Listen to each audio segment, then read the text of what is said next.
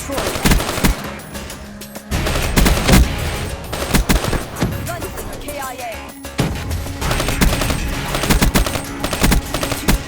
Assassin killed. That's a kill. Hello everyone and welcome back to my weapon guide series for Black Ops 3. Today's featured weapon is the first assault rifle you get to play with in game, the XR-2. The XR-2 takes the place of the token 3-round burst weapon we see in every Call of Duty title. Back in the early days, the M16, which is the gun that usually filled this role, was one of the most powerful weapons in the right hands of players who could snap their aim on target quickly. So let's take a look at the stats and figures behind the XR-2 and figure out if it's as good as its predecessors.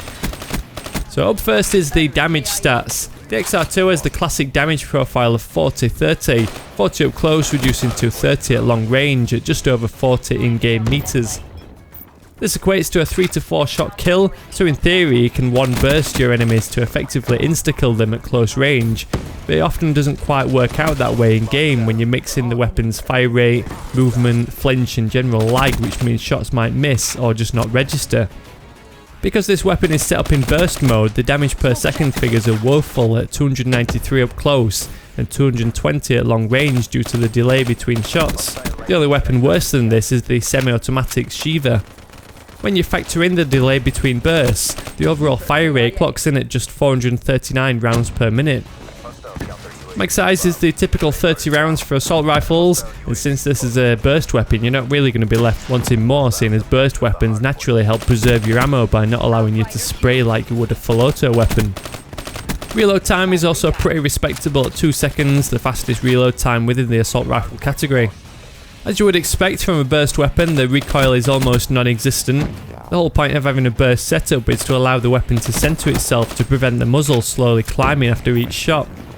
This means you'll quite easily be able to land the 2 bursts to kill for those long range shots. The sights of the XR-2 aren't bad, but they're of the aperture style, which means the front pin is surrounded by the rear aperture when ADSing. This can distort your overall field of view, so a reflex sight would be a good choice to boost your accuracy, which as we've mentioned is super important with this weapon. So all in all, my rating for the XR-2 in Black Ops 3 is a 3 out of 5. As the Tenacious D song goes, this is not the greatest gun in the game, no, this is just a tribute. While it has the heritage of the M16 from Call of Duty 4 and Black Ops 1, it doesn't quite have the same deadliness of those classics. Compared to the other weapon, there's not really any reason to restrict yourself with a 3-round burst weapon when there's full auto assault rifles that also inflict good damage and also have pretty manageable recoil like the Man-O War. Or there's the M8A7, which despite doing lower damage, emits a 4-round burst with a faster fire rate, which tends to perform better in game.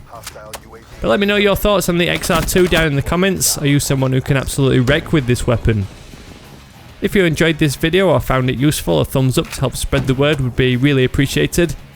Stick around by hitting the subscribe button if you're new around here, otherwise tune in next week for my next Black Ops 3 weapon review.